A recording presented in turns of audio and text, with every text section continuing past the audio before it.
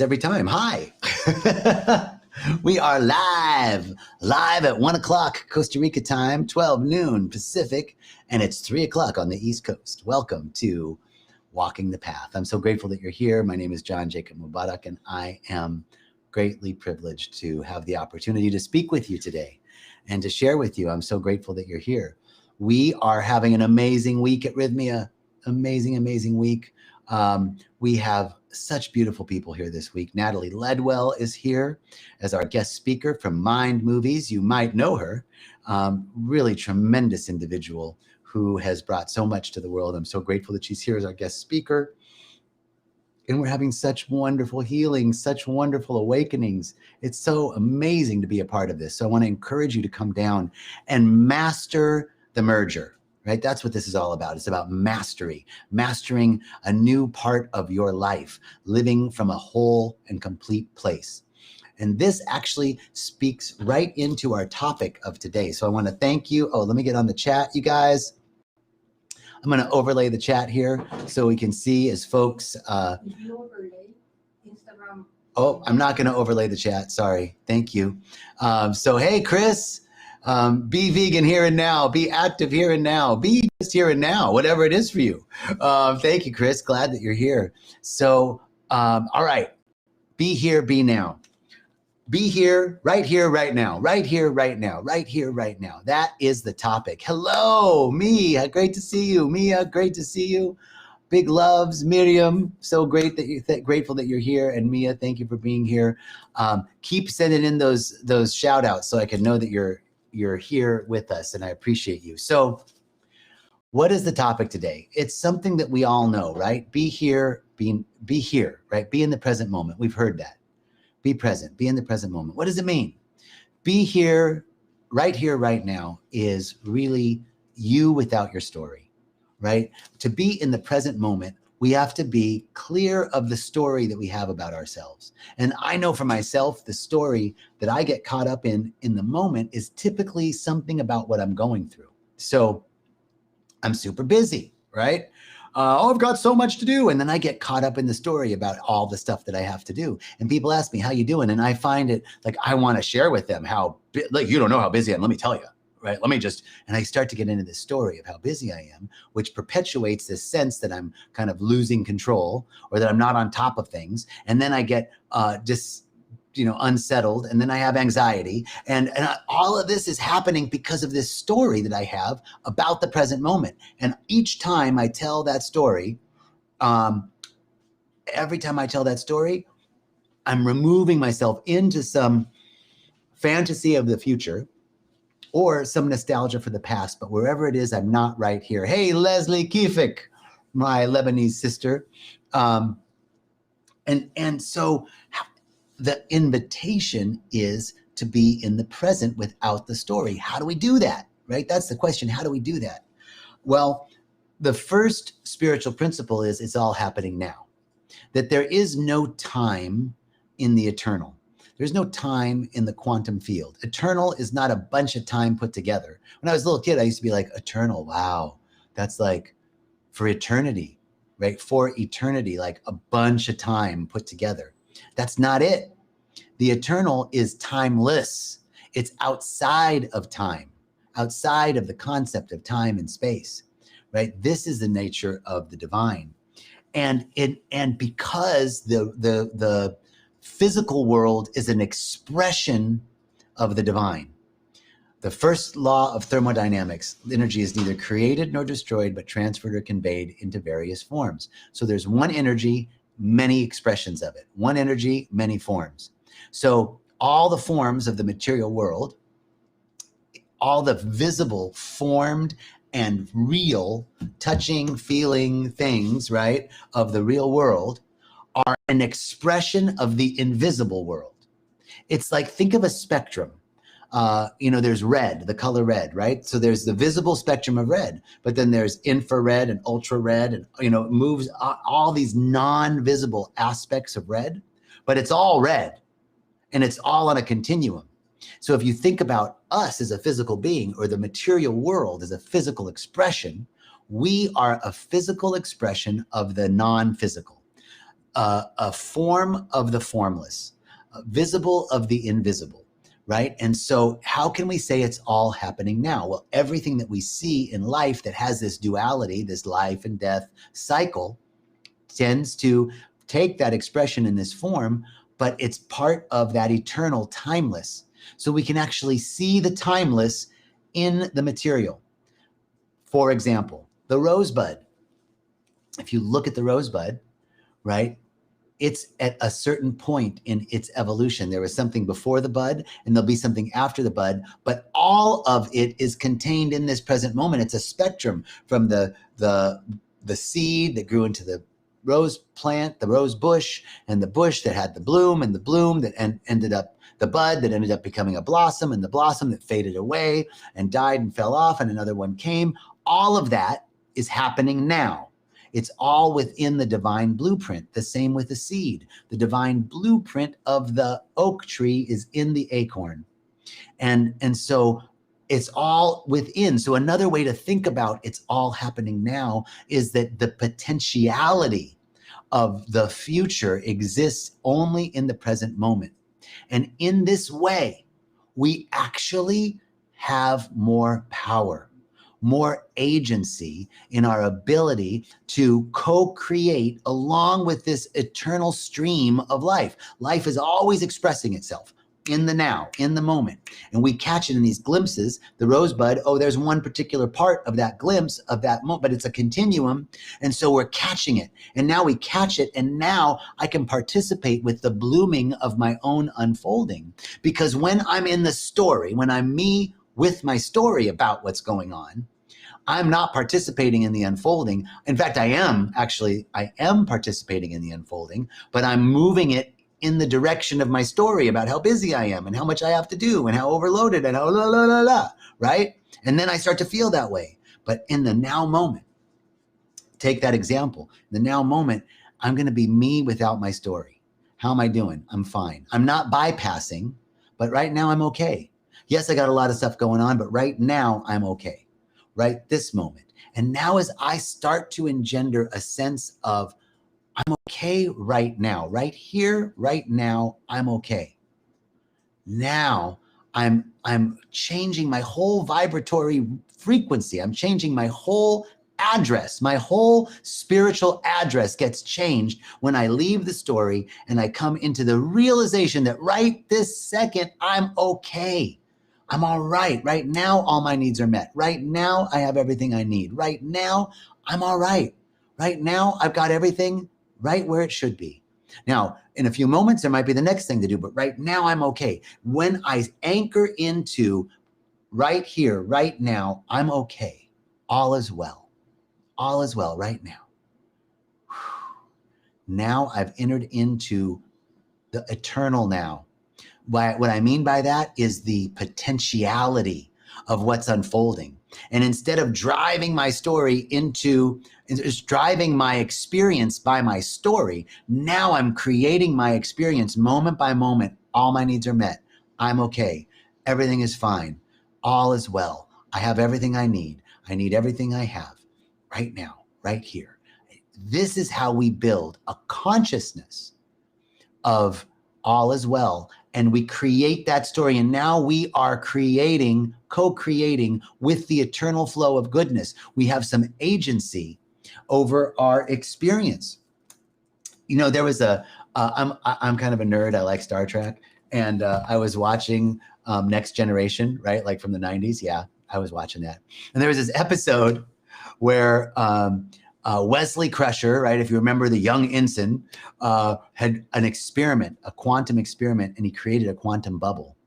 And his mom, the doctor, got caught in the quantum bubble, and she was stuck in this loop, and everybody else was outside the quantum bubble. So she wasn't with them, but she was in her own world, and little by little, like, what she was remembering at the time that the quantum bubble happened, that was the extent of that reality. She was literally creating her own reality. She was alive in that quantum bubble as long as she believed she was alive. And the minute she realized that she was outside of the space-time continuum and in her own bubble, the universe started shrinking. It started collapsing on itself. This is a great example of how much power we have, how much our thoughts and our thinking and our feeling, more importantly, our feeling, creates our reality. And so I love that example. So how do we access the eternal now? We must bring awareness to it. This is the key right here, right now, is being aware that I'm in this now moment, and that that through the access to the through being here now in the present moment, I get access to the eternal now. The eternal now is the realm of infinite potential and infinite possibility. And so by anchoring myself here in this moment, I am opening up gently to what's so, me without the story. I can't control what's happening in the external world, but what I can do is respond instead of react. So when I'm reacting to the external world, I'm getting caught up in the story. When I am responding, I have the ability to create my experience, right? Because I am opening up gently to what's so. Opening up gently to what's so is the only true way of improving. This is the irony of self-help, right? Because self-help, self-improvement is predicated on the fact that there's something to improve, right? There's something wrong. Essentially, we're saying there's something wrong. Who I am right now isn't enough. Now, we obviously all have a ton of growth, but inherently we are perfect, whole, and complete. Michelangelo used to say that he did not create the sculptures. The sculptures were already in the marble. All he did was remove what didn't belong. That is the process of accepting and opening up to what's so. To opening up gently to what's so is becoming more of who we really are, because we're being clear about what's happening in the present moment without the story. And it's beginning to remove all those things that are unlike us. Let me give out a shout out to, we had a lot of people join in. Dorota, Colonic, Sally, what's up? Melissa, Kelly, Nikki, Chris, again, Georgina, hello, Bobby. So great you guys are here. Thank you, thank you, thank you. So opening up gently to life, full acceptance of what's happening in the present moment, being completely available and responding accordingly, right? This is bringing awareness. So our old patterns, our old thought forms, our old habits tend to stay. The only way that they stay around is this thinking that I'm not enough right now, and if I only could change, it would be better. If I could only do something different, I would be better. That is actually keeping, we think wanting to change is going to help us to change. And we think accepting what's so might mean that we're consenting to what's so, and might be signaling to the universe that we're okay with the way it is. That's how I used to think. But here's the truth. Here's the truth, that the more I try and get out of the cycle that I'm in, the more I stay in it. The more I try and improve and get better because who I am right now isn't acceptable, the more I'm locking in those old thought patterns of not enoughness, lack, limitation, doubt, worry. But when I can be in the present moment, right here, right now, and open up gently to what's so, then I can bring my awareness to the present moment. I can bring my awareness to what I'm feeling. I don't know, but right now I'm feeling completely overwhelmed. Okay, that's it. I'm noticing how I'm feeling. It doesn't mean it's true. It's just how I'm feeling. Now, when I bring my awareness to that, it suddenly starts to dissipate. It doesn't have as much power. I haven't kept feeding it with my story, right? Oh, that's it. Or right now I'm feeling lazy. I'm procrastinating. Okay, come on, procrastination. That's what I say sometimes. You want to watch some more Star Trek? Sit down right here. Me and procrastination are going to watch some Netflix. This is the acceptance, because we all know that when we're procrastinating and we're mad at ourselves because we're procrastinating, we really should be doing something that we're not doing, and we're not doing it. And the more we think about what we should be doing, the more we're not doing it, right? We've all been there. So what if we actually loved it in? There was a lady in ceremony last night that she said that she learned the way to transmute things that you're afraid of is to love them, to invite them in. She said she had these, like, they looked like tormentors from Harry Potter, right? And they were swirling around her and she got scared. And then she remembered this and she invited them in and they transmuted into light, right? This is it. Tim, brother, thank you, man. I appreciate that. Vegan Ninja, right on. Melissa, thank you, thank you, thank you. So this is it. Being present to what's so, acknowledging what's so, loving it up without rejecting it, without condemning it. Because condemnation, think about it, when you're doing something maybe that you don't like, but then someone else comes up and condemns you for it, it's not liberating. It's not liberating. When somebody tells you what you should do, you know, you're really doing this, you shouldn't do that. Does that help you? Does that ever, like, well, you really shouldn't be eating that dessert, you gained a little bit of weight. Oh, thanks. I'm going to eat that whole ice cream now. You should really quit smoking. That always helps a smoker stop. That, right? Talk to any addict. You really should stop doing heroin. Yeah, I would love to. Right? We all would love to stop those compulsive behaviors. The only way that we begin, and I think that's part of why AA starts off with, hi, my name is Frank and I'm an alcoholic, right? Because admitting the truth is the first time we're not lying to ourselves. And then we're free. Accepting it. Acceptance is the key to liberation. Condemnation and judgment and opinion never liberate. So I want to take the last few minutes here and just ask you to do this on your own.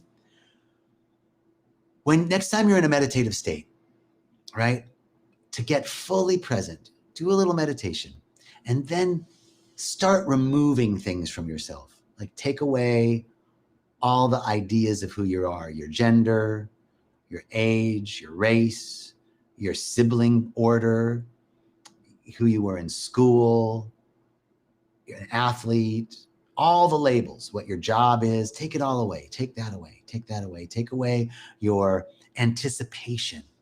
Take away your expectation. Take away your need to